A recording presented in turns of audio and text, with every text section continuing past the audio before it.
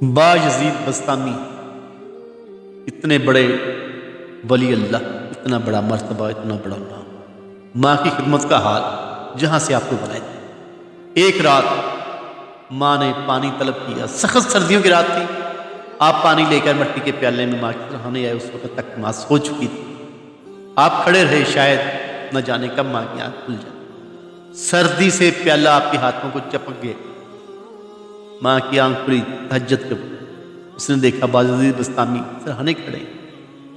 انہوں نے پوچھا بیٹا آپ یہاں کھڑے ہیں؟ بايزید بستامی نے فرمایا کہ ماں آپ نے پانی مانگا تھا، میں تب سے لے کر اب تک آپ کے پاس ہی کھڑا ہوں۔ ماں نے پانی کا پیالہ جب طلب کیا، مانگا، بايزید بستامی پانی دینے لگے تو پیالہ ہاتھوں کے ساتھ جڑ چکا تھا، اس کو سختی سے علیحدہ کیا تو ہاتھوں سے خون نکل آیا۔